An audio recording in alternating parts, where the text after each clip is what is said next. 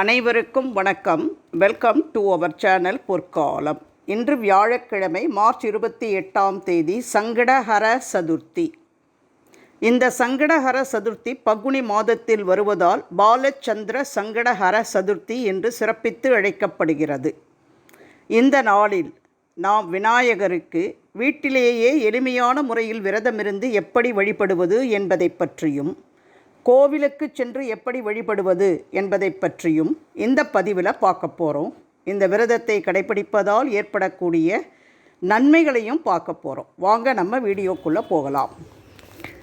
வணங்குவதற்கு எளியவராகவும் வாழ்வில் எல்லா வளங்களையும் தருபவராகவும் இருப்பவர் விநாயகப் பெருமான். அவரை எண்ணி வணங்கும் எல்லா நேரமும் விசேஷமானவைதான். எனினும் சதுர்த்தி நாளில் மேற்கொள்ளப்படும் சங்கடஹர சதுர்த்தி விரதம் கணபதிக்கு என்றே உருவான அருமையான விரதம்.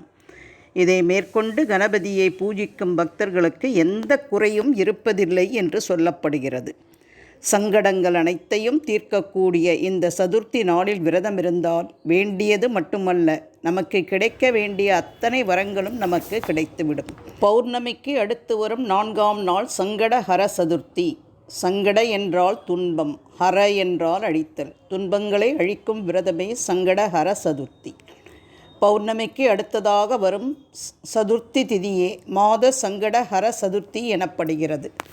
இந்த பங்குனி மாதத்தில் வருகின்ற வியாழக்கிழமை 28/3/2024 அன்று வருகின்ற சங்கடஹர சதுர்த்தியை பாலச்சந்திர சங்கடஹர சதுர்த்தி என்று சிறப்பித்து அழைக்கப்படுகிறது.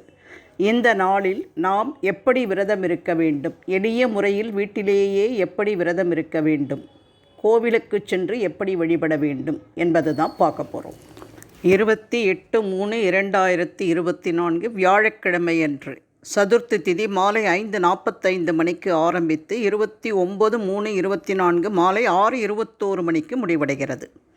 அதனால் சதுர்த்தி விரதம் இருக்க வேண்டிய நாள் 28/3/2024 வியாழக்கிழமை அன்று.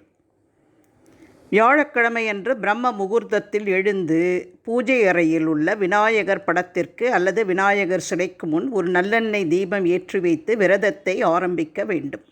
விரதம் இருக்க முடியாதவர்கள், வேலைக்கு செல்பவர்கள், உடல்நல பாதிப்பு உள்ளவர்கள் பால் பழம் சாப்பிட்டு விரதத்தை கடைப்பிடிக்கலாம்.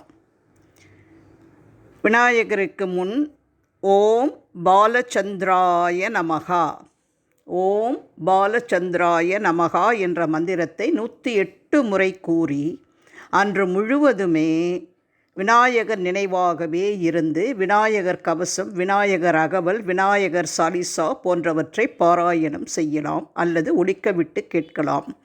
அது மட்டுமில்லாமல் சதுர்த்தி தோன்றிய கதையை கேட்பதும் புண்ணியமாகும். மாலையில் விநாயகரின் படம் விக்கிரகத்திற்கு சந்தனம் குங்குமம் வைத்து அருகம்புல் மாலை சாத்தி ஒரு நல்லெண்ணெய் தீபம் ஏற்றி அவல் பொறி விநாயகருக்கு மிகவும் பிடித்த மோதகம், இனிப்பு அல்லது உப்பு கொழுக்கட்டை படைத்து இந்த மந்திரத்தை 108 முறை உச்சரித்து பூக்களால் அர்ச்சித்து வணங்க வேண்டும். மந்திரம் என்னவென்றால், ஓம் வக்ரதுண்ட மகாகாய சூரிய கோடி சமப்பிரபா நிர்விக்னம் குருமே தேவ சர்வ காரியேஷு சர்வதா. ஓம் வக்ரதுண்ட மகாகாய சூரிய கோடி சமப்பிரபா நிர்விக்னம் குருமே தேவ சர்வ காரியேஷு சர்வதா. பின் தூப தீப ஆராதனைகள் செய்து உங்கள் வேண்டுதல்கள் நிறைவேற மனதார வேண்டிக் கொள்ள வேண்டும். பின் நிவேதனமாக படைத்தவற்றை உண்டு விரதத்தை முடித்து கொள்ளலாம். நிவேதனமாக படைக்கப்பட்டவற்றை சுற்றியுள்ள உறவினர்களுக்கும் நண்பர்களுக்கும் கொடுக்கலாம். உங்களால் முடிந்தால் மாலையில் வீட்டிற்கு பக்கத்தில் உள்ள விநாயகர் கோவிலுக்கு சென்று அவருக்கு நடக்கும் அபிஷேகத்தில் கலந்து கொள்ளலாம். உங்களால் முடிந்த 3 அபிஷேக பொருட்களை உங்கள் வேண்டுதலுக்கு ஏற்ப வாங்கி கொடுக்கலாம். பின் விநாயகருக்கு அருகம்புல் மாலை வாங்கி கொடுத்து சாத்தச் சொல்லி உங்கள் வீட்டில் உள்ளோர் அனைவரின் பெயர், நட்சத்திரம், கோத்திரம் சொல்லி தேங்காய், பூ, வெற்றிலை, பாக்கு, வாழைப்பழம் வாங்கி கொடுத்து அர்ச்சனை செய்ய வேண்டும். கொழுக்கட்டை அல்லது சுண்டல் நிவேதனமாகவும் படைக்கலாம். பின் விநாயகருக்கு நடக்கும் தூப தீப ஆராதனைகள் செய்யும் பொழுது இந்த மந்திரத்தை 21 முறை கூறி வழிபட வேண்டும். மந்திரம்: ஓம் வக்ரதுண்ட மகாகாய சூரியகோடி சமப்பிரபா நிர்விக்னம் குருமே தேவ சர்வ காரியேஷு சர்வதா. ஓம் வக்ரதுண்ட மகாகாய சூரியகோடி சமப்பிரபா நிர்விக்னம் குருமே தேவ சர்வ காரியேஷு சர்வதா.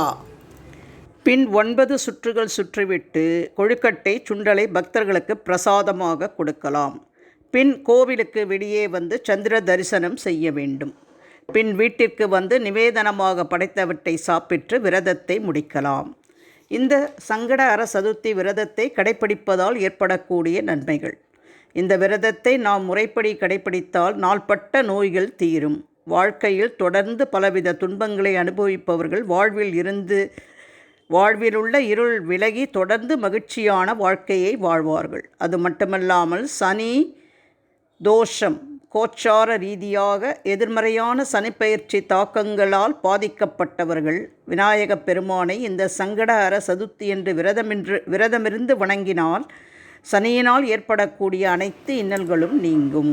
இப்போ இந்த பதிவின் மூலம் சங்கடங்கள் தீர்ந்து சகல நன்மைகளையும் தரும் சங்கடஹர சதுர்த்தி நாளான இன்று வியாழக்கிழமை நாம் வீட்டிலேயே விநாயகப் பெருமானை எளிமையான முறையில் எப்படி வழிபடுவது என்பதை பற்றியும், கோவிலுக்கு சென்று எப்படி வழிபடுவது என்பதை பற்றியும், அவரை வழிபடுவதன் மூலம் நமக்கு கிடைக்கக்கூடிய நன்மைகளை பற்றியும் தெளிவாக தெரிந்து கொண்டோம் என்று நினைக்கிறேன்.